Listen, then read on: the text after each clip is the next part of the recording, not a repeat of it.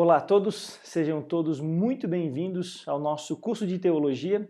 Estamos estudando durante essas últimas semanas a respeito do Pentateuco, começando em Gênesis. Estamos passando por todos os capítulos da Bíblia, passando bem rápido, e hoje nós vamos estudar sobre Levítico, Números e Deuteronômio, esses 3 livros que vai ser uma experiência certamente muito boa, tá bom? Que bom que você pode estar aqui. Deixe nos comentários agora no chat aqui do YouTube como é que tem sido a experiência de você, como é que tem sido para você a experiência de estudar esse curso de teologia e aprender não apenas as doutrinas bíblicas, mas aprender basicamente a história da Bíblia como a gente está estudando, tá bom? Semana passada, na última aula, na semana retrasada, semana anterior, né, semana passada, a gente não teve a nossa aula, foi um tempo de recesso.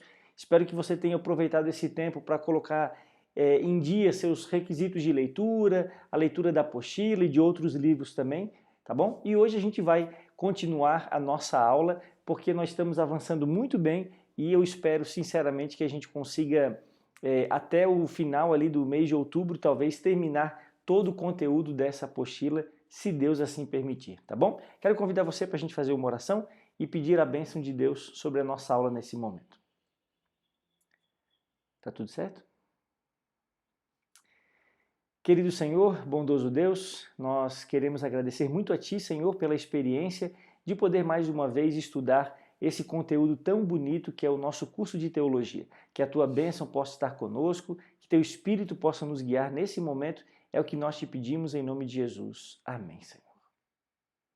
Amém.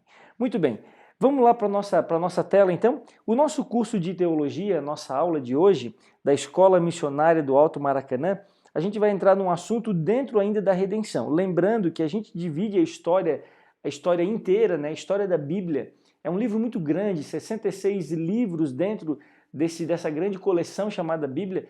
A gente consegue dividir toda essa história bíblica em 4 etapas. A primeira parte é a criação.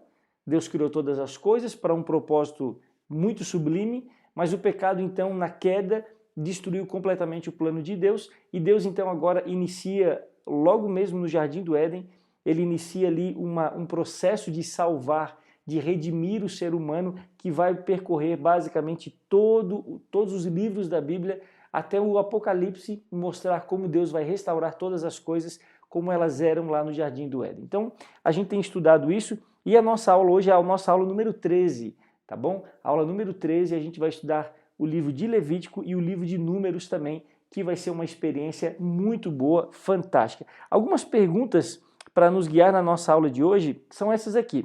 Primeiro, o que tem no livro de Levítico? O que contém nesse livro, basicamente? Como que funcionava, como que era, como que acontecia o dia da expiação? Quem que representa o bode Azazel? Como Cristo é representado no livro de Levítico? Como foi a jornada do povo pelo deserto e como foram os últimos momentos de vida de Moisés? Então esses são as perguntas que vão guiar a nossa aula de hoje, tá bom? E para começar, quando a gente fala a respeito do santuário, o livro de Levítico ele fala bastante sobre isso. Quando a gente fala do santuário, que foi a nossa aula anterior, né? A gente estudou na aula anterior aí sobre o santuário, como que funcionava, tudo isso. A estrutura do santuário certamente você conhece. Agora, 2 pontos importantes é preciso você lembrar o que acontecia no santuário ou no tabernáculo do deserto, tá? Em primeiro lugar, haviam 2 tipos de serviço. O primeiro era o serviço chamado serviço diário. O serviço diário acontecia com que frequência? Bom, o nome já diz, acontecia todos os dias. E esse serviço diário, o serviço de todos os dias, o que os sacerdotes, então, eles promoviam nesse dia? Primeiro, era um sacrifício coletivo, tá? Esse era o sacrifício coletivo que era feito logo no início, pela manhã, era um holocausto. Então, ali era oferecido um sacrifício por todo o povo. Então, ali era algo que era oferecido para que todos pudessem se beneficiar. Isso representa naturalmente a Cristo, porque Jesus, ele é o Cordeiro que morreu um dia em nosso lugar para nos dar salvação. E ele fez esse sacrifício por todos. O livro de João, capítulo 3, verso 16, o que diz lá? Que Deus amou o mundo de tal maneira. Então Deus amou o mundo inteiro, dando o seu Filho. Então Jesus veio porque é uma demonstração do amor dele pelo mundo inteiro, por toda a humanidade. Então, esse sacrifício coletivo, todos aqueles que exerciam a fé poderiam se beneficiar desse sacrifício coletivo que acontecia todas as manhãs em prol de todo o povo, tá bom? Todos os dias. O segundo sacrifício, como diz aí, é o individual. Esse sacrifício, ele era, na verdade, quando alguém tinha alguns pecados específicos ou algum compromisso, ou quando tinha alguma consagração a fazer, então havia também os pecados, os sacrifícios individuais. Agora, um aspecto importante do serviço diário estava justamente nessa aceitação individual da graça de Deus na vida do pecador. Então esse era um ponto importante, tá? Então, relembrando, no sistema do santuário havia sempre dois tipos de serviço. Um era o serviço diário, e o serviço diário incluía dois serviços, que era o coletivo, feito para todos, e o individual, quando um indivíduo levava alguma oferta, a gente vai ver depois quais eram algumas das ofertas que poderiam ser levadas. E o segundo tipo de sacrifício é o que nós vamos ver aqui, que era o serviço anual, chamado Yom Kippur. Você sabe o que significa Yom Kippur? A palavra Yom no hebraico significa dia e Kippur significa expiação. Então, Yom Kippur era um dia apenas no ano, o dia da expiação. Então a gente vai ver como funciona esse dia, porque ele é muito importante para a gente compreender lá na frente as profecias de Daniel e também o livro de Apocalipse, tá bom? Então, relembrando, no santuário, no tabernáculo do deserto, sempre aconteciam dois serviços. O diário, que era todos os dias, tanto para o povo todo quanto para um indivíduo, e havia um segundo tipo de sacrifício, que era o sacrifício, o serviço anual, que era o dia da expiação, ou Yom Kippur, ou também chamado de dia do perdão, tá bom? Aí estão os três nomes que esse serviço, que era o mais importante do calendário judaico, esse dia era chamado de três formas: o dia da expiação, Yom Kippur ou dia do perdão. Talvez você se pergunte, por que expiação? E expiação é com X, não é com S. Alguns dizem, será que o sacerdote ficava espiando no sentido de ficar olhando por uma fresta? Não, não é espiar de espionagem. É expiar com X. A palavra expiação ou expiação, ela tem um sentido muito interessante que quer dizer cobrir, reconciliar, pacificar, tá bom? Então esse é o sentido de que quando o povo de Israel participava do Yom Kippur, do dia da expiação, eles pegavam o sangue do cordeiro e como se aquela oferta cobrisse o pecado deles, para que eles então pudessem ser apresentados diante de Deus de maneira justa. A gente vai ver mais detalhes a respeito do Yom Kippur agora na nossa apostila, tá? Eu gostaria que você pudesse ler comigo o livro de Levíticos, capítulo 16, verso 3. Muito bem. Levítico capítulo 16, tá? Esse capítulo aqui é o capítulo da Bíblia que fala sobre o dia da expiação, como que funcionava esse, que era o dia mais solene para o povo de Israel. No verso 3, a gente vai ler apenas alguns versos para entender, mas no verso 3 diz assim, então entrará Arão no santuário com isto, um novilho para oferta pelo pecado e um carneiro para o holocausto. Depois continua detalhando como que funcionava a cerimônia. E lá no verso 11 agora, diz assim, Arão fará chegar o novilho da sua oferta pelo pecado e fará expiação por si e pela sua casa. Imolará o novilho da sua oferta pelo pecado. Tomará também de sobre o altar o incensário cheio de brasas de fogo diante do Senhor e 2 punhados de incenso aromático bem moído e o trará para dentro do véu. Porá um incenso sobre o fogo perante o Senhor, para que a nuvem do incenso cubra o propiciatório que está sobre o testemunho, para que não morra. Tomará do sangue do novilho e com o dedo o aspergirá sobre a frente do propiciatório e diante do propiciatório aspergirá 7 vezes do sangue com o dedo. Aqui tem uma descrição muito bonita do que a Bíblia menciona a respeito de como funcionava o dia da expiação. Para a gente entender melhor, eu coloquei aqui algumas etapas. Em primeiro lugar, uma semana antes do dia da expiação, uma semana antes, o sumo sacerdote ele se mudava para os recintos do templo, tá? Então ele não ficava mais em casa. Uma semana antes, ele já estava morando ali. Para quê? Para que ele pudesse orar e meditar, porque era um dia muito importante. Em segundo lugar, no dia anterior ao dia da expiação, ele não dormia. Naquela noite, ele não dormia. Para que não houvesse nenhum tipo de contaminação ou qualquer tipo de sonho ou qualquer coisa assim que pudesse prejudicar a função do sumo sacerdote nesse dia, tá? E em terceiro lugar, no dia da expiação, então ele se banhava, se tomava um bom banho e vestia as vestes sagradas, tá bom? E também a Bíblia diz que ele usava um cinto branco e uma mitra de linho sem ostentação para que ele pudesse estar diante de Deus. Aqui tem uma imagem de como funcionava o sacerdote, como era a roupa dele, acho que você certamente já conhece. Então havia ali uma mitra de linho sem ostentação para que ele pudesse estar diante de Deus, tá bom? Agora, isso acontecia antes, a preparação do sumo sacerdote para o grande e tão importante dia da expiação. E o povo, como é que ficava nesse dia? O povo ficava, naqueles dias anteriores ao dia da expiação, todos ficavam numa atitude de solene meditação e oração, porque eles sabiam que o dia da expiação seria um dia de juízo. E por ser um dia de juízo, seria um dia onde a vida deles estaria sendo passada a limpo diante do sumo sacerdote, ministrando diante de Deus. Então o sacerdote ele fazia uma ponte entre o povo que estava lá em arrependimento, com o coração contrito, e fazia uma ponte desse povo com Deus. Então ele representava o povo diante de Deus, mas também representava Deus diante do povo. Então era uma cerimônia muito bonita e muito especial. E para a gente entender melhor agora como que acontecia o passo a passo do dia da expiação, em primeiro lugar, o sumo sacerdote ele oferecia um sacrifício de um novilho, que é um boizinho novo, por ele e pela sua família, pedindo perdão a Deus pelos seus pecados.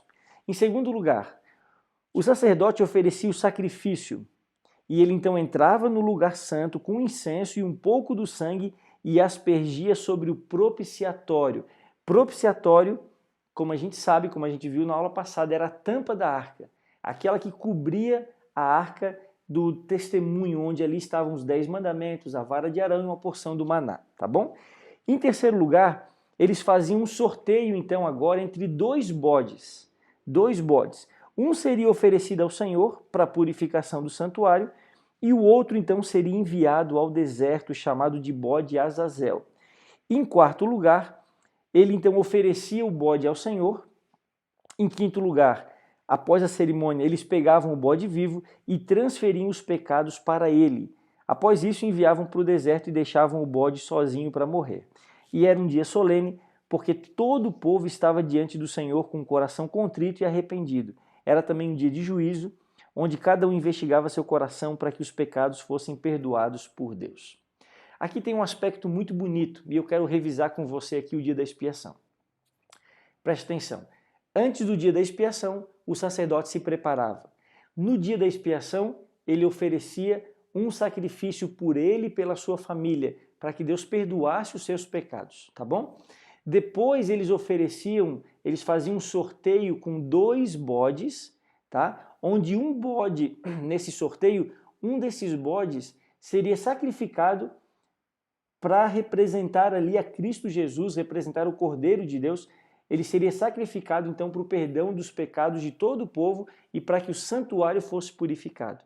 E o outro bode, então, que ficou vivo depois desse sorteio, depois de toda a cerimônia terminada, esse bode vivo, ele era enviado para o deserto para que pudesse simbolicamente levar sobre ele todos os pecados de Israel. Então funcionava mais ou menos assim.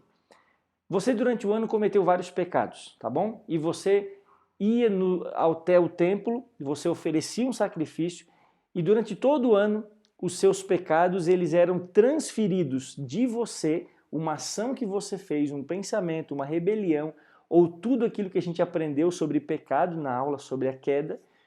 Você cometeu algum pecado, então você oferecia um sacrifício e o seu pecado então era transferido para o animal do animal, o sangue do animal era passado no santuário. Então, o seu pecado era transferido para o animal e do animal transferido para o santuário. Imagine que cada pecado que fosse colocado ali fosse um tijolo, ou fosse talvez algum objeto que tivesse volume, talvez um monte de lixo, por exemplo. Imagine, ao longo de um ano, quanto acúmulo não teria no santuário. Então, os pecados todos cometidos ao longo de um ano inteiro, eles eram transferidos para o santuário. E o dia da expiação era o dia de pegar todos esses pecados e colocar em cima de um bode e mandar esse bode para o deserto, para que ele pudesse morrer como se fosse responsável pelos pecados de todo o povo. Essa era uma cerimônia muito bonita, muito significativa, o dia da expiação, ou Yom Kippur, ou o dia do perdão, ou talvez até mesmo o dia do juízo, como era conhecido no povo de Israel. Agora, uma pergunta que eu faço a respeito, que a gente se faz a respeito disso era: o bode Azazel, que era enviado para o deserto, ele representava Cristo ou representava Satanás? Veja, muitos cristãos, muitos evangélicos, eles acreditam que o bode Azazel, ele era o bode que representava Cristo Jesus. Os dois bodes representavam a Jesus. Então você viu na imagem anterior aí, o sacerdote segurando dois bodes. Então, muitos cristãos, muitos teólogos dizem que os dois representavam a Jesus.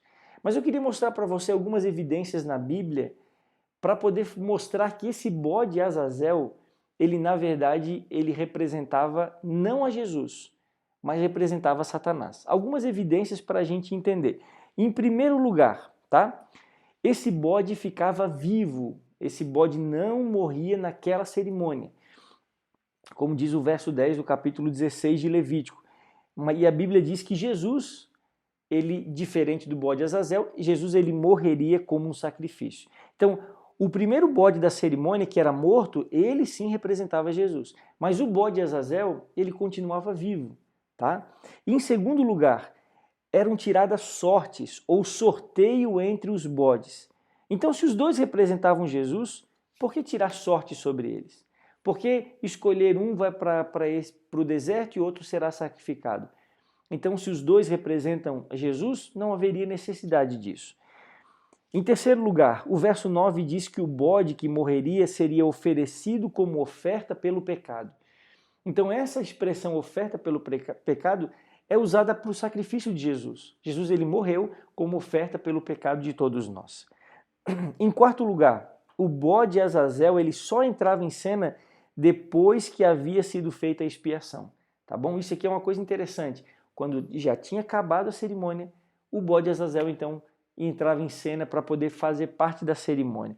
Outro ponto interessante, o deserto ele é descrito na Bíblia como sendo uma referência ao que acontecerá após a vinda de Jesus.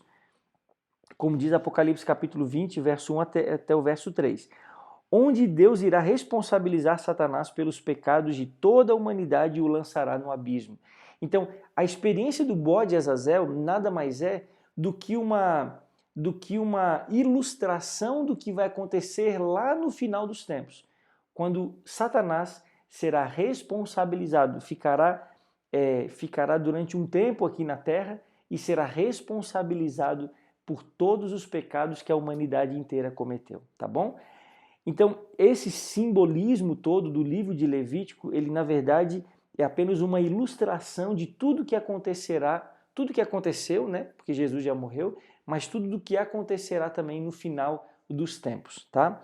E por último, o nome Azazel, a palavra Azazel significa demônio do deserto, tá? Então, por essas e outras razões, você tem aí então justamente o bode Azazel representando não a Cristo, mas representando a Satanás. Se tiver mais algumas dúvidas, na apostila tem um site muito interessante de perguntas e respostas bíblicas, de onde eu tirei essas informações do bode Azazel, você pode ler um pouco mais sobre isso. É interessante porque quando a gente fala do bode Azazel, você já ouviu falar sobre bode expiatório, né? Quando a gente fala assim, olha, tal pessoa foi usada como bode expiatório, é como se, vamos supor que um no meio político acontece muito isso, né? Tá todo mundo, vamos supor que um governo esteja agindo muito mal, então eles pegam um bode expiatório, eles escolhem alguém e lançam toda a culpa sobre ele. Isso é chamado bode expiatório. E essa expressão vem justamente dessa história bíblica, dessa experiência do povo de Israel com os dois bodes, especialmente o bode Azazel, que acontecia ali na Bíblia, tá bom?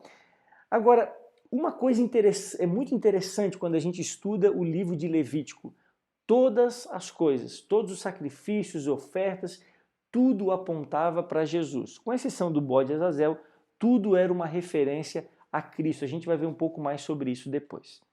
Então, olha só que interessante a gente está vendo aqui dessas leis que foram dadas, tá? Veja bem, o livro de Levítico é uma compilação de todas as leis que foram dadas por Deus a Moisés no Monte Sinai.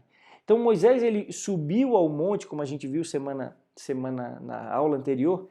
Moisés ele sobe no monte, fica lá vários dias, recebe a revelação de Deus, recebe os 10 mandamentos em tábuas de pedra, ele recebe todas as leis, a construção do santuário, como funcionaria tudo isso, o dia da expiação, o serviço diário, tudo isso é dito ali no livro de Êxodo e também no livro de Levítico.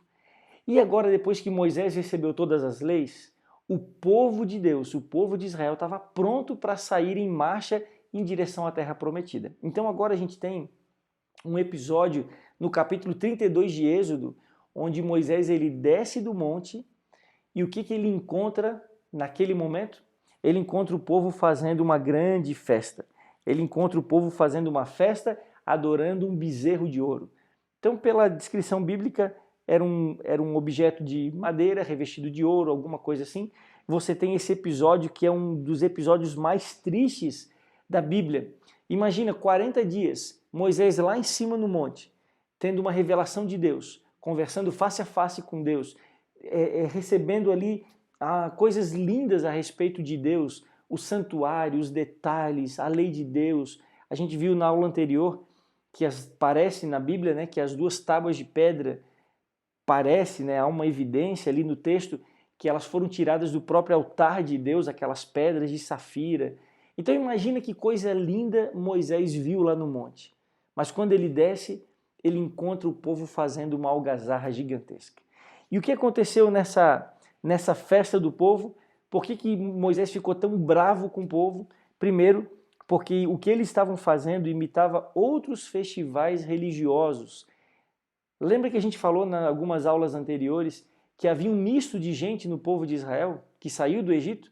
Então, a gente tem aí uma imitação de festas religiosas, havia danças extravagantes e houve também, de acordo com o texto bíblico, interação sexual. Então, ou seja, foi um problemão, assim. O povo estava justamente no momento sem controle completamente. O verso 25 do livro de Êxodo 32 fala que eles estavam sem controle completamente nessa celebração. Por que eles fizeram isso? Porque o povo reclamou, Moisés está demorando a voltar, talvez ele tenha morrido. A gente precisa de um Deus para adorar. Nós precisamos de um substituto.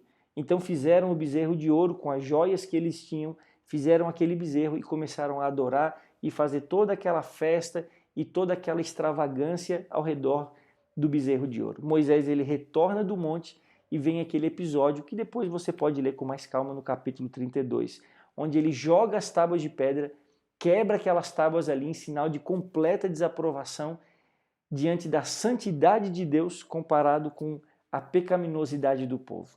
Esse é um episódio muito triste na Bíblia. Agora eu quero que você vá comigo no livro de Êxodo, capítulo 34, no verso 29. Êxodo 34, verso 29. Aqui há uma descrição do que aconteceu quando Moisés... 34, verso 29. Aqui é uma descrição do que aconteceu quando Moisés desceu do monte, tá? Quando Moisés ele desceu do monte. Só para resumir, para a gente entender bem. Só para a gente resumir, Moisés ele desceu do monte com as tábuas de pedra, as primeiras tábuas, o povo então estava naquela algazarra, então a Bíblia diz que Moisés quebrou essas tábuas. Depois Deus fala, Moisés, sobe aqui. Moisés sobe de novo no monte, depois de muita gente que morreu depois daquele problema, e Deus então dá as segundas tábuas de pedra, só que agora eram pedras mesmo, pedras de verdade que Moisés havia esculpido com a sua própria mão. E Deus escreve novamente nas tábuas de pedra. E depois que Moisés estava pronto então, com as novas tábuas, estava pronto para descer, no momento em que ele desceu, vem o verso 29 que diz assim, ó, quando desceu Moisés do monte Sinai, tendo nas mãos as duas tábuas dos testemunhos, sim, quando desceu do monte, não sabia Moisés que a pele do seu rosto resplandecia, depois de haver Deus falado com ele. Aqui é um episódio muito interessante, sabe por quê? Porque esse verso aqui ele foi muito mal traduzido em versões latinas da Bíblia. O latim, né, é uma versão, e você tem a Vulgata Latina, que é uma versão em latim do texto bíblico, foi muito mal traduzida. E existe uma imagem, eu queria que você olhasse essa imagem aqui. Aqui está uma das mais lindas estátuas que existem, esculturas, que foi esculpida com muitos detalhes por ninguém mais, ninguém menos do que o próprio Michelangelo. Então Michelangelo, ele esculpiu essa estátua chamada Moisés. Agora você percebe um detalhe no rosto de Moisés aí? O que você percebe? O que você está vendo de estranho no rosto de Moisés? 2 chifres. Pois é. Por que Moisés é apresentado com chifres?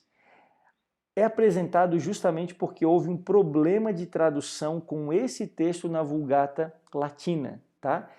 Aqui no verso 29, quando a Bíblia fala da palavra resplandecer ou brilhar, a palavra hebraica, que é a palavra é uma palavra que não tem vogal, é K-R-M, tá? Ela pode ser traduzida como querem, que significa radiante, luminoso, raio de luz, brilhante, como está bem traduzido aqui na nossa versão em português, mas ela pode ser traduzida também como caran.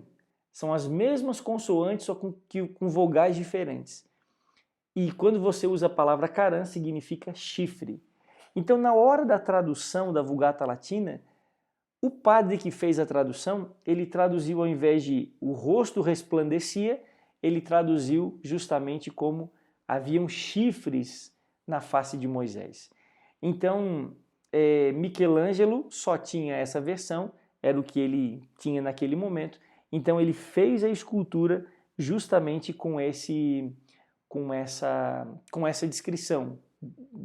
Criou ali a escultura de Moisés com os 2 chifres. Mas na verdade o que acontece é que o rosto dele estava resplandecente. Tá? Então não eram chifres como foi traduzido errado, mas a Bíblia aqui está falando a respeito do rosto dele resplandecia porque ele estava diante de Deus, diante da glória de Deus. Tá? Muito bem. Logo depois do episódio do bezerro de ouro, das 2 tábuas de pedra, o que acontece então? Nós temos agora um episódio muito bonito da Bíblia, que é o livro de Êxodo, capítulo 35, verso 30 até o verso 31. Eu quero que você abra comigo esse texto, porque nesse texto aqui, nós vamos começar agora a construção do santuário. A gente não vai falar sobre isso, porque é um assunto muito extenso, né, como foi construído. Mas no capítulo 35, no verso 30 e 31, diz assim, ó, disse Moisés aos filhos de Israel, eis que o Senhor chamou pelo nome a Bezalel, filho de Uri, filho de Ur, da tribo de Judá. E o Espírito de Deus o encheu de habilidade, inteligência e conhecimento em todo o artifício. Queridos, é a primeira vez na Bíblia que a Bíblia menciona o Espírito de Deus encheu alguém. E quem foi a primeira pessoa na Bíblia a ser cheia do poder do Espírito de Deus? Um artesão. Alguém que era muito habilidoso com as mãos. Então Bezalel, né, e que era filho de Uri, da tribo de Judá, esse homem, junto com Aholiabe, que era da tribo de Dan, eles foram escolhidos por Deus para construir o santuário, fazer todos os detalhes, os anjos, as esculturas, todos os detalhes com fino acabamento. Sabe o que isso me ensina? Que não precisa você ser um pastor, você ser um ancião, você talvez ter alguma função na igreja para ser cheio do Espírito de Deus. Um artesão foi o primeiro homem a ser cheio do Espírito de Deus e fazer obras lindas para o santuário. Então Deus usa a todos nós, não importa quem nós sejamos ou não importa a nossa profissão, a gente precisa usar a nossa profissão, o nosso trabalho para glorificar e exaltar o nome de Deus. Amém? É uma grande verdade isso da Bíblia. Então agora você tem os detalhes da construção do santuário que então aparecem aí na Bíblia a partir de agora, tá? Então a gente, assim com isso, a gente termina o livro de Êxodo e entra agora, propriamente dito, no livro de Levítico, que basicamente vai falar sobre muitas leis. O livro de Levítico na Bíblia, ele é chamado de... O nome em hebraico é o nome que traduzido seria "e então chamou", porque na visão hebraica o livro de Levítico é uma continuidade do livro de Êxodo. Mas na Septuaginta, que é a versão grega da Bíblia hebraica, tá? Vamos entender isso aí. Como assim versão grega da Bíblia hebraica? Os judeus sempre usaram a Bíblia em hebraico, sempre. Eu tenho uma versão da Bíblia em hebraico aqui em casa. Eu tenho ela e é muito interessante ver que a ordem dos livros é diferente, é uma literatura fantástica. Mas nem todos sabem ler hebraico. Então, numa época, logo depois do exílio da Babilônia, isso há muito tempo depois dos eventos que a gente está vendo agora, as pessoas não tinham acesso ao hebraico, não sabiam ler. Então, 72 homens, em 72 dias, traduziram a Bíblia hebraica para a versão em grego, certo? E ao fazer essa tradução, os 72 homens, em 72 dias, eles então fizeram, foi chamada essa tradução de Septuaginta, uma referência aos 72 homens que traduziram em 72 dias a versão hebraica da Bíblia, tá? A versão hebraica da Bíblia. Septuaginta vem da palavra 7 ou 70, então está relacionado a esse período, a esses homens e esse período onde eles escreveram. Então, muito do que a gente lê hoje nas nossas Bíblias em português, elas são, na verdade, uma tradução dessa versão, que é chamada Septuaginta, tá? Então, se você tiver alguma dúvida, procure sobre Septuaginta ou as letras LXX, que em algarismo romano dá justamente o número 70. Procura por isso e você vai encontrar um material muito rico a respeito dessa literatura da Septuaginta, tá? Então, muitos dos nomes bíblicos que a gente tem dos livros da Bíblia, como Gênesis, Êxodo, Levítico, é uma tradução, na verdade, da versão em grego da Bíblia ou da Septuaginta. Então, o nome da Septuaginta é justamente uma referência aos levitas, tá? Que são os personagens principais aí desse livro, que é o livro de Levítico. O livro de Levítico basicamente está organizado, a gente vai ver uma organização muito bonita daqui a pouco, mas ele basicamente são leis que Deus deu para o funcionamento do santuário, do templo. E há um aspecto importante aqui que diz assim, ó, o uso contínuo do sangue colocado sobre os chifres do altar, aspergido diante do véu ou ministrado no segundo compartimento do santuário, diante da arca, tornou conhecida ao povo a íntima relação entre pecado e sacrifício. Então, esse é um ponto fundamental.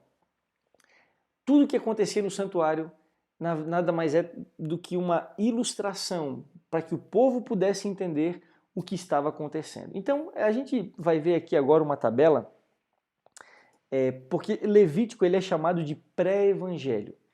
Por que pré-evangelho? Porque todos os sacrifícios que aconteciam no livro de Levítico, eles apontavam para Cristo Jesus. Então, evangelho é a boa notícia de que Jesus veio para morrer por nós. Então, Levítico já mostrava que um dia um cordeiro viria, alguém viria, o Cordeiro de Deus viria para morrer pelo ser humano.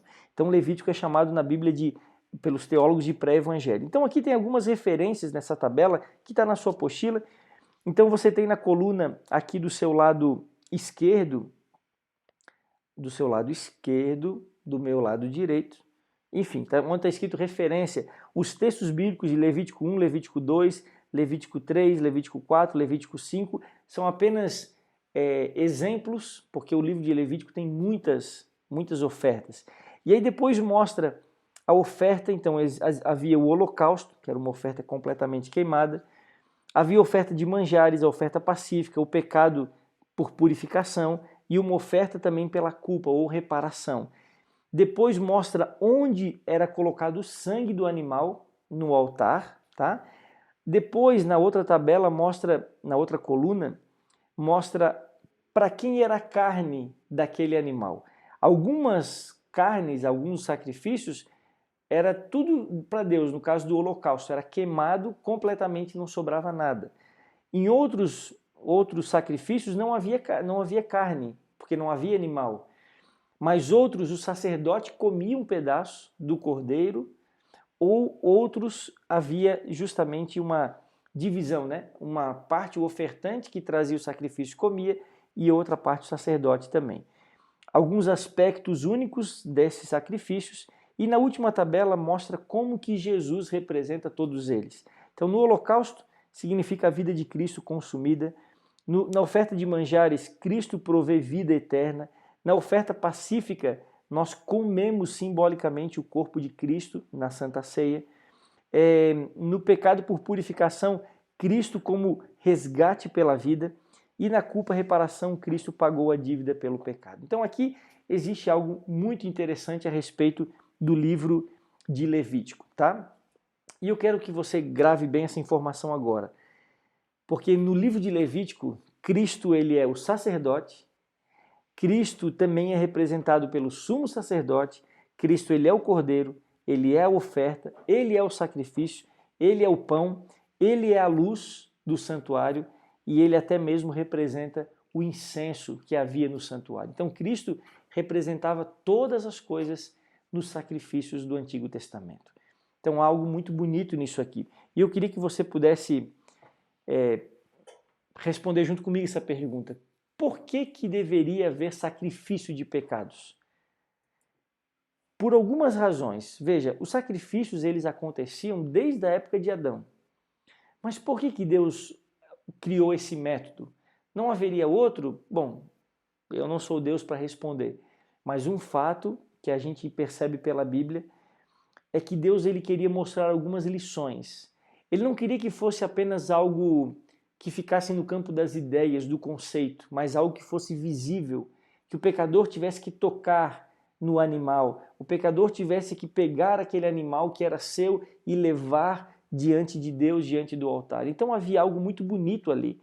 E há uma frase que a nossa apostila diz que mostra isso aqui, ó. Se não houvesse esse sistema de sacrifícios, não haveria uma impressão duradoura e forte sobre eles. Sem essa demonstração visual do resultado da transgressão que mostrava o pecado e a morte como causa e efeito. Ou seja, o pecado era a causa, o efeito ou a consequência era justamente a morte.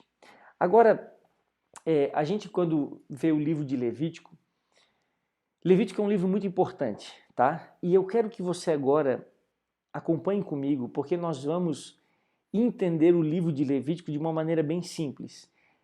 Eu acho que eu tenho uma dificuldade para aprender algumas coisas quando pego um material muito extenso, muito complexo, cheio de informações, de capítulos, eu fico meio perdido. Eu gosto de fazer resumos para conseguir entender. Algumas coisas são fáceis de resumir, outras não são tão simples. Então, o livro de Levítico, se você pegar todo o livro e resumir, você consegue dividi-lo em 3 partes, que é o que eu quero que você vá comigo agora aqui no quadro, para a gente poder entender, tá? Em primeiro lugar, você tem o livro de Levítico, certo? Vou botar aqui, livro de Levítico. Levítico, tá? Do capítulo 1 até o capítulo 15, você tem diversas leis sobre o sistema de sacrifício. Então, se uma pessoa oferecia um sacrifício a Deus, ela estava passando por um processo de justificação. O que é justificação? É você ser declarado justo diante de Deus, tá? Então, a gente pode resumir os primeiros 15 capítulos de Levítico como sendo leis que ajudavam o povo na justificação, certo? Eram leis que Deus havia dado, sacrifícios e tudo isso que ajudava então o povo a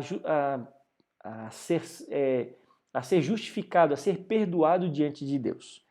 No capítulo 16 do livro de Levítico, você tem aqui justamente o grande e famoso dia da expiação. O dia da expiação, que é o centro do livro de Levítico. E do capítulo 16 até o capítulo 17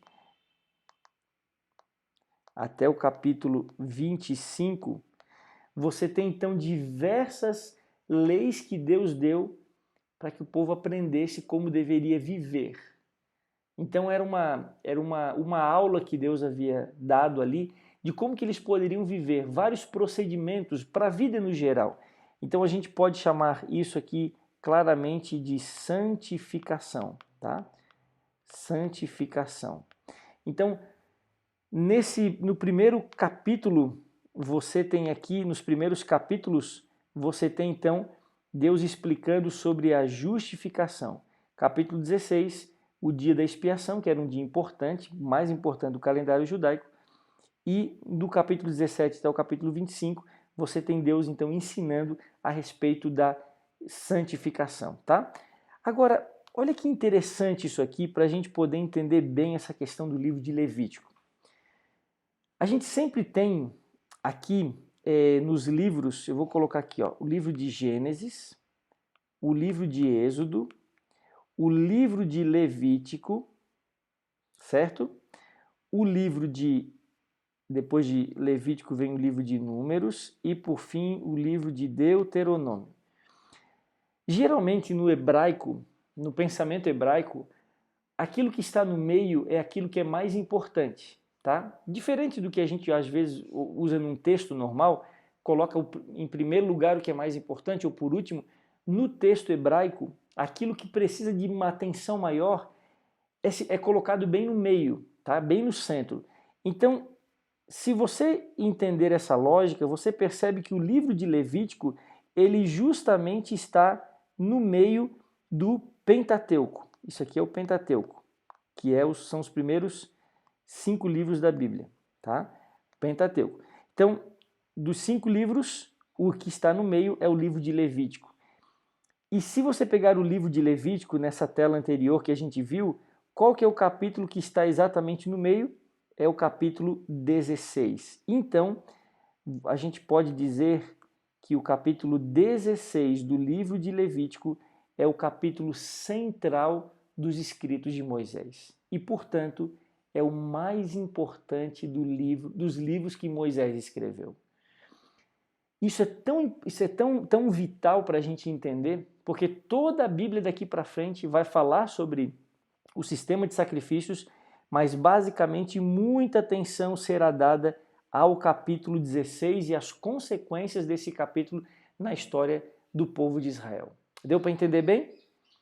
Aqui está uma forma de nós compreendermos bem a respeito dos sacrifícios do Antigo Testamento. Bom, queridos, agora a gente vai para uma segunda parte da nossa aula, que é justamente passar um resumo sobre os últimos 2 livros da Bíblia, últimos 2 livros do Pentateuco, que é o livro de Números e o livro de Deuteronômio, tá? Para compreender bem isso aí, a gente vai fazer o seguinte, o livro de Números tem um resumo. Se você olhar no quadro comigo aí, o livro de Números pode ser resumido como sendo a história do povo. Depois que eles recebem todas as leis, construíram um santuário, então agora o livro de Números ele registra justamente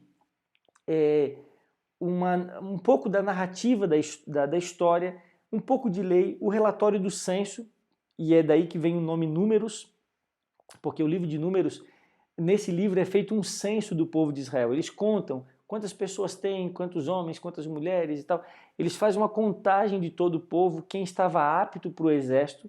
Então é um livro da Bíblia que contém muitos números, porque eles vão contando todas as coisas. É por isso que o nome desse livro é chamado de Números, por causa do censo feito em Israel. Em hebraico, o nome desse livro é Bamidbar, que significa no deserto, porque conta a trajetória do povo de Israel do Monte Sinai até a Terra Prometida. Mas a gente usa na Bíblia em português a designação que aparece na Bíblia na Septuaginta, como a gente já falou, o texto em grego. Então a gente pegou esse nome da Septuaginta, por isso que o nome desse livro é chamado Números na Bíblia em português. Então, o Números é isso. Você tem uma estrutura muito interessante também. Nos primeiros capítulos do livro de Números, você tem a organização do acampamento de Israel. Se a gente fizer um recordatório do que aconteceu, a gente tem assim, ó, primeiro, lá em Êxodo, né, o povo escapou do Egito, capítulo 1 até o capítulo 15. Então, os israelitas recebem a lei no Monte Sinai, capítulo 19 até o capítulo 34 de Êxodo. E então constroem o santuário e os móveis do tabernáculo, capítulo 35 até o 40 do livro de Êxodo. Depois eles receberam várias instruções de Deus sobre o uso do santuário e a sua manutenção, que é o conteúdo de Levítico capítulo 1 até o capítulo 27. E agora o livro de Números mostra justamente os próximos passos. Então, para resumir bem, o livro de Números está aí na Bíblia, você pode ler quando você achar interessante. Mas no capítulo 1, você tem Deus pedindo para Moisés fazer uma contagem, levantando um censo no povo de Israel. No capítulo 10, verso 11, diz que a nuvem se levantou e começou a ir na direção do deserto. O que isso nos apresenta? Essa nuvem, na verdade, era o sinal visível da presença de Deus. Quando essa nuvem levantava e andava, o povo se levantava e corria atrás. Quando essa nuvem parava, o povo deveria parar também. Então é um episódio interessante, porque foi essa nuvem que protegia o povo e que guiou esse povo até chegar na terra de Canaã. No capítulo 13, Deus então manda alguns espias para verem a terra e na volta você tem dois rapazes animados, Josué e Calebe, que animaram o povo. Mas muitas pessoas ficaram desanimadas, porque Canaã era uma terra de gigantes, como a gente já certamente sabe. Então você tem um povo que se revolta e faz uma rebelião para voltar ao Egito. Então Moisés intercede, conversa com eles, vem aquele episódio onde Deus ele fala, bom, se o povo não quer entrar na terra prometida e quer voltar para o Egito, então nós vamos voltar para o Egito, nós vamos voltar para o deserto, porém essa geração inteira vai morrer para que a próxima geração possa herdar a terra prometida. E acontece um fato interessante. Quando o povo que já estava pronto para voltar para o Egito ouviu que eles morreriam no deserto, eles falaram, não, agora a gente quer entrar na terra prometida. E Deus falou, agora não, agora já acabou a oportunidade e eu vou para o deserto com vocês por 40 anos. Então o livro de Números, ele registra justamente 38 anos da história do povo de Israel, que viveu vagando pelo deserto por 40 anos, né? Números registra só 38, 40 anos, até que finalmente eles chegam às margens, às bordas do Rio Jordão, para então finalmente entrar na Terra Prometida. O livro de Números, ele é um livro que é muito interessante de se ler, tem muitas coisas bonitas a respeito da história do povo de Deus, mas ele é um livro que conta basicamente a história. Tem algumas leis, mas é basicamente a história, tá? E agora, o povo, quando no final do livro de Números eles chegam até a borda, até próximo da Terra Prometida, 2,5 tribos decidem ficar na região chamada Transjordânia. Se você olhar o mapa de Israel, você vai ver que o Rio Jordão ele vem de cima para baixo até chegar no Mar Morto. E na região chamada Transjordânia, que é entre o Rio Jordão e o deserto, algumas tribos, algumas famílias quiseram ficar ali e não entrar. Porém, Josué faz um compromisso com eles. Nós deixamos vocês ficarem aqui, mas a gente precisa de vocês para conquistar a terra desse lado, tá? Então, na divisão das terras, uma parte ficou para lá. Aí a gente agora chega, chega no livro de Deuteronômio, que significa, em hebraico, é o nome Debarim, palavras, discursos, mas na Septuaginta, esse nome, Deuteronômio, significa a lei repetida. Então, o que tem basicamente no livro de Deuteronômio? E aí a gente finaliza a nossa aula com isso. Deuteronômio basicamente contém os 4 discursos de Moisés. Quais são eles? Então aqui estão os discursos de Moisés. No capítulo 1 até o capítulo 4, você tem o primeiro discurso de Moisés, onde ele conta a história, conta toda a história do povo de Israel. Veja, Moisés era um líder que nessa época já tinha 120 anos. Estava próximo de morrer. Levou o povo, tirou o povo do Egito, levou até a terra prometida, depois eles voltaram para o deserto, mais 40 anos, agora Moisés com 120 anos chega ali. Então as palavras desse líder tinham um peso muito grande, uma importância muito grande. Então ele faz o primeiro discurso. No capítulo 4 até o capítulo 26, ele faz o segundo discurso contando a história das leis, do santuário e tudo isso. Ele repete as leis. Por isso que esse livro é chamado de Deuteronômio, porque é uma repetição das leis. Sendo que, assim como nas leis de Êxodo, Deus ele deu os 10 mandamentos e depois as outras leis. Em Deuteronômio, Moisés ele relembra os 10 mandamentos e depois ele relembra as demais leis. No capítulo 27 e capítulo 28, há o terceiro discurso de Moisés pedindo para que o povo obedecesse a Deus, porque ele sabia que não viveria mais com o povo dali para frente. E por último, vem o fim da vida de Moisés, o quarto e o último discurso dele, quando finalmente ele morre, e a história dele, então, termina ali. E eu queria que você agora lesse comigo 3 textos bíblicos. 3 textos bíblicos. O primeiro deles está no livro de Deuteronômio, capítulo 30. Esses textos são muito importantes de nós estudarmos, tá? Deuteronômio capítulo 30, verso 9 até o verso 14. E diz assim, ó, olha que coisa interessante, as palavras de Moisés. Deuteronômio 30, verso 9. O Senhor teu Deus te dará abundância em toda a obra das tuas mãos, no fruto do teu ventre, no fruto dos teus animais e no fruto da tua terra, e te beneficiará, porquanto o Senhor tornará a exultar em ti, para te fazer bem como exultou em teus pais. Se deres ouvido à voz do Senhor teu Deus, guardando os seus mandamentos e os seus estatutos, escrito nesse livro da lei, se te converteres ao Senhor teu Deus de todo o teu coração e de toda a tua alma. Porque esse mandamento que hoje te ordeno não é difícil, nem está longe de ti. Não está nos céus para dizeres, quem subirá por nós aos céus, que nola traga e nola faça ouvir para que o cumpramos? Nem também esse mandamento é tão difícil que está lá além do mar, para dizeres, quem passará por nós além do mar, que possa trazer e faça ouvir para a gente cumprir? Porque essa palavra está muito perto de ti, na tua boca e no teu coração, para a cumprires.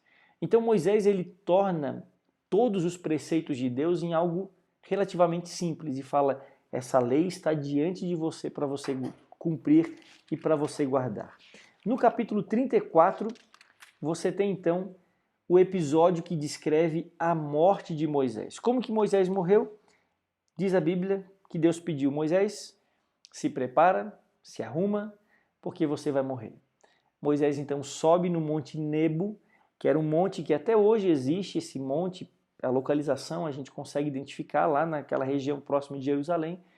Ele sobe naquele monte, ele avista toda aquela terra e ele ali viu a terra prometida, mas não pisou na terra prometida.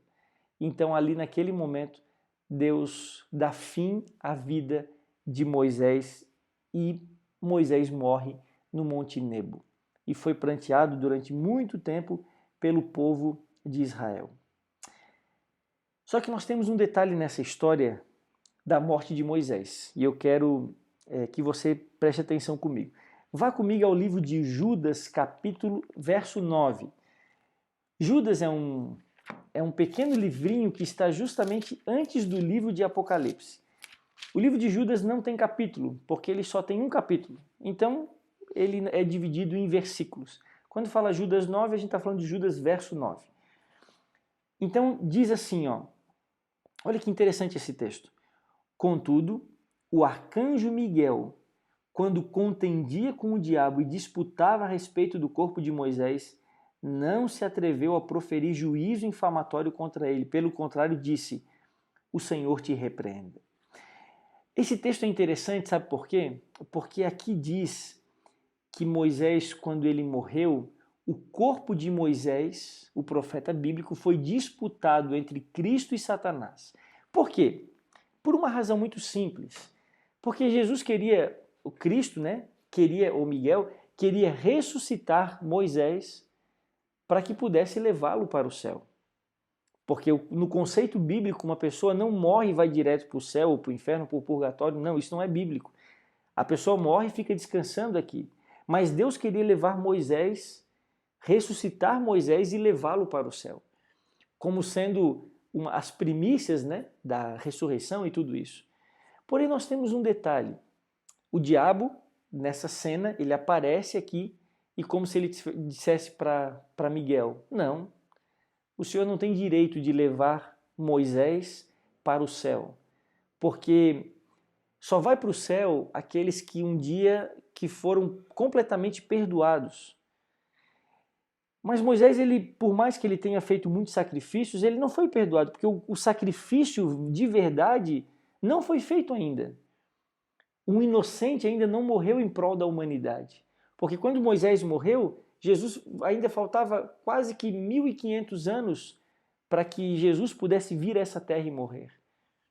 Então, naquele momento, Satanás ele coloca ele entra num debate quase que teológico ali com Miguel, de acordo com o livro de Judas, para poder dizer justamente que Deus não tinha o direito de ressuscitar Moisés e levá-lo para o céu, já que o sacrifício pelos pecados da humanidade ainda não havia acontecido. Então, nesse momento, o livro de Judas registra que Jesus apenas disse para ele, o Senhor te repreenda. Não havia o que discutir com o diabo, não havia o que falar naquele momento. O corpo de Moisés, então, é ressuscitado, Deus devolve o fôlego de vida para Moisés e Moisés, então, agora vai para o céu. Por quê? Algumas funções, e a Bíblia não descreve, não é muito clara nesse ponto, mas o último texto é o livro de Marcos, capítulo 9. Marcos, capítulo 9. Olhe comigo aí nesse texto, e aí a gente vai... Essa é a última parte da nossa aula. Marcos, capítulo 9, no verso 2, quando fala da transfiguração, ou seja, no momento em que Jesus tem o seu rosto resplandecido em glória. Capítulo 9, verso 2 diz assim, ó, 6 dias depois, tomou Jesus consigo o trio que andava sempre com ele, Pedro, Tiago e João, e levou-os a sós, à parte a um alto monte. Foi transfigurado diante deles. As suas vestes tornaram-se resplandecentes e sobremodo brancas como nenhum lavandeiro na terra as poderia alvejar. Apareceu-lhes Elias com Moisés e estavam falando com Jesus. Elias e Moisés. Olha que interessante. A Bíblia cita aqui justamente esse grande profeta bíblico que morreu, mas foi ressuscitado para poder ir para o céu.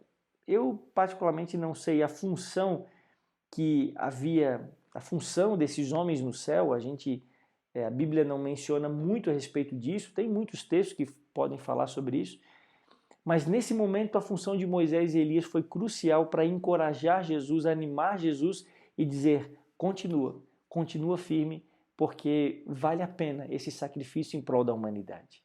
Então, queridos, a gente tem aqui, com esses textos, uma descrição do que aconteceu com Moisés, um homem que, como diz o livro de Hebreus, recusou ser chamado filho da filha de Faraó, não quis ter o seu nome escrito numa galeria para estar hoje talvez no Museu do Egito, no Museu de Paris ou no Museu de Londres, a múmia de Moisés está aqui. Não, Moisés recusou tudo isso, porque ele almejava uma pátria superior. Então, de acordo com a Bíblia, Moisés ele guiou esse povo do Egito até a terra de Canaã, porque ele sabia que Deus tinha uma missão a cumprir. E essa missão, ela aconteceria por meio do povo de Israel. E o grande trabalho de Moisés é levar esse povo da terra do Egito até Canaã, para que eles pudessem estar ali e cumprissem a grande missão de Deus, de fazer algo centrípeto, né? Criar desse povo sacrifícios e santuário e todas as bênçãos que Deus deu, um movimento para que as pessoas em volta pudessem sair de todos os cantos do mundo e pudessem chegar até Jerusalém para conhecer a respeito desse Deus. Moisés entendeu essa missão e dedicou a sua vida em prol dessa missão. Que coisa linda, né? Bom, queridos, a gente termina aqui com o livro de Deuteronômio, e para poder fazer um resumo, uma síntese da Torá, que são esses 5 primeiros livros da Bíblia, Gênesis conta basicamente a origem do mundo, Adão, você tem Noé, Abraão, o povo de Israel, o início do povo de Israel. No livro de Êxodo, você tem então o povo do Egito até o recebimento da lei no Monte Sinai. Em Levítico você tem as leis que apontavam todas para Cristo. O livro de Números é a jornada pelo deserto do Monte Sinai até a terra de Canaã. E Deuteronômio são os discursos de Moisés e o preparo do povo para herdar a terra prometida. Tá bom? Espero que você tenha entendido essa aula. A gente hoje fez um resumo de 3 grandes e importantes livros, que é o livro de Levítico, Números e Deuteronômio. Espero que você tenha compreendido bem. Se tiver alguma dúvida, deixe aqui para a gente poder responder e ir conversando, tá bom? Que Deus abençoe muito você, e antes de você desligar, tem uma tarefa da semana, uma tarefa de casa, que é ler o livro de Josué, capítulo 1, certo? E ler também o livro História da Redenção, capítulo 23. Então leia esse material, é muito importante para a gente poder entender o conteúdo da nossa próxima aula. Se quiser adiantar, já pode ler o próximo capítulo para dar uma base para a gente poder estudar como foi a conquista do povo de Israel na tão prometida terra de Canaã. Tá bom? Que Deus abençoe muito você. Gostaria de orar com você agora, pedindo a bênção de Deus sobre todos nós. Vamos orar? Querido Senhor, muito obrigado, porque tudo que nós aprendemos hoje, Senhor, os sacrifícios, o dia da expiação, a trajetória do povo de Israel em direção à terra prometida, tudo isso nos ajudam a entender que o Senhor tinha um plano e fez de tudo para que esse plano pudesse ser cumprido na vida daquele povo. Estamos agora aqui, Senhor, muito distantes dessa história, fisicamente, até geograficamente distante de tudo isso, mas todas as bênçãos que o Senhor deu para Israel, o Senhor agora transferiu para cada um de nós, como teus filhos, como sendo esse Israel espiritual, para darmos continuidade a esse trabalho que um dia começou lá atrás. Que a tua bênção esteja sobre nós. Nos dê uma ótima semana. É o que nós te pedimos em nome de Jesus. Amém, Senhor. Um grande abraço, que Deus abençoe você e até a nossa próxima aula, se Deus quiser.